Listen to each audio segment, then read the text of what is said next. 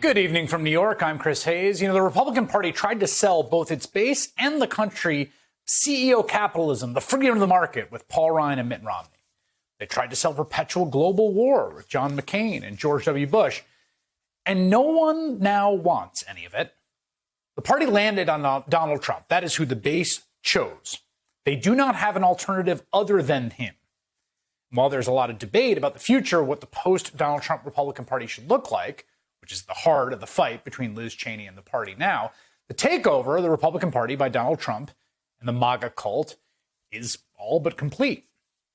Now, last night, in an almost refreshingly honest moment, Senator Lindsey Graham of South Carolina explained his party's predicament more clearly than just about anyone else, basically acknowledging that they just don't have an alternative to Donald Trump. He is their only way forward as a party. And as someone who's been on both sides of the Trump debate, Lindsey Graham certainly has had all the perspectives. Remember, when Donald Trump was running for the presidency in 2016, Graham was arguably his most vocal opponent within the Republican Party. So here's what I think.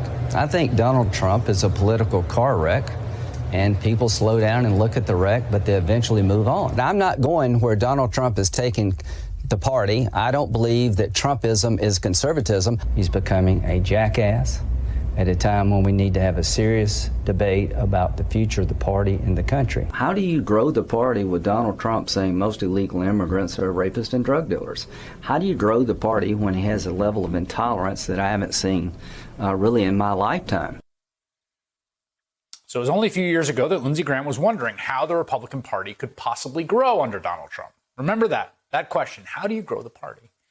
Now, Graham then famously changed his tune once Trump was elected, becoming Trump's devoted golf buddy and most ardent sycophant in the Senate and their stiff competition. And following the violent insurrection on January 6th, when Graham and his colleagues were physically put in harm's way by Trump's words and his rioters that he sent to Capitol Hill, Graham publicly moved on from Trump in a speech on the Senate floor later that night, explaining why he thought Congress should vote to confirm Joe Biden as president. You're able to object. You're not doing anything wrong. Other people have objected. I just think it's a uniquely bad idea to delay this election. Trump and I, we've had a hell of a journey. I hate it to end this way. Oh, my God, I hate it. From my point of view, he's been a consequential president. But today, first thing you'll see. All I can say is count me out. Enough is enough. But now enough is clearly not enough. Can you hear the adrenaline in his voice, right? He's still kind of shaking from the fear of the hundreds of people that violently stormed the Capitol, that tried to gouge out cops' eyes, that concussed them, that shocked them, that chanted, "Hang Mike Pence." That crowd, you can see it in Lindsey Graham's face there. He's still flush because there was a mob of people sent by Donald Trump that probably wanted to kill him. So he says enough is enough. But that was then. With House Republicans attempting to purge Congresswoman Liz Cheney from leadership, the only woman in leadership, for refusing to go along with the big lie, Lindsey Graham is, once again, on the Trump train. I would just say to my Republican colleagues, can we move forward without President Trump? The answer is no. I've always liked Liz Cheney, but she's made a determination that the Republican Party can't grow with President Trump. I've determined we can't grow without him. His voice is calmer there, you can tell, right? There's not a mob outside that's erected a gallows. Now, that was Lindsey Graham last night, saying that Donald Trump is now the only way for the Republican Party to grow. What Lindsey Graham is saying, I have to say, is refreshingly clear and notably amoral in a diagnosis of what this is all about.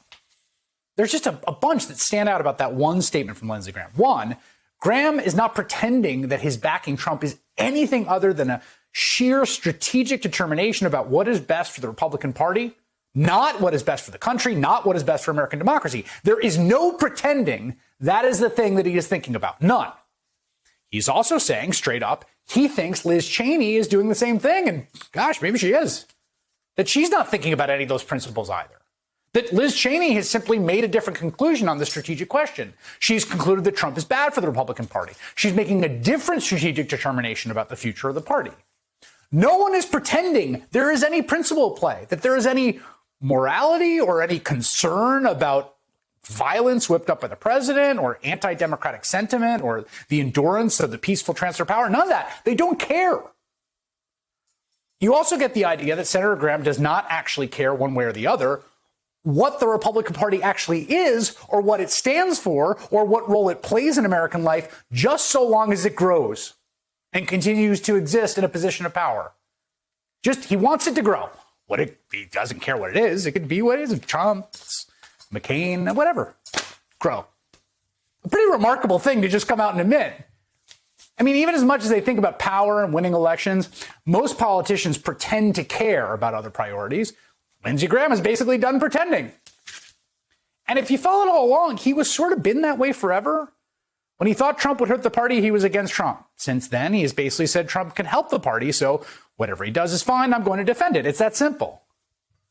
And after defending Mike Pence following the insurrection, now Graham is basically saying, if the Republican Party becomes the party of hang Mike Pence, well, too bad, Mike. Good luck.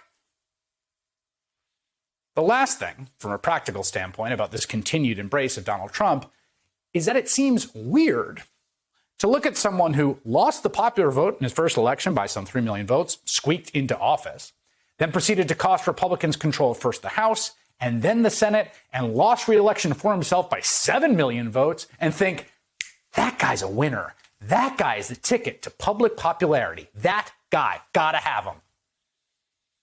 But here's the thing. It is not totally off base. It is true that Trump has an appeal to certain segments of the electorate. The traditional Republican emphasis on deregulation and capital gains tax cuts and privatizing Medicare and wars overseas does not. It's not like the alternative to Trump, the Liz Cheney wing within the party, has any real popularity. What do they got? They got nothing. So Graham is right in a way about that. Graham's also right that the coalition that Donald Trump is putting together has another thing going for it. It is an extremely efficient coalition at exploiting American anti-democratic institutions like the Electoral College and the U.S. Senate so as to make the Republican Party viable and competitive, even if it is not a majority party. They think Trump is the skeleton key to unlock a kind of politics that can govern with a minority of the country. They might be right. Hey, thanks for watching our YouTube channel. You should know that you can follow today's top stories and breaking news and catch up on your favorite MSNBC shows all in one place. Download the NBC News app today.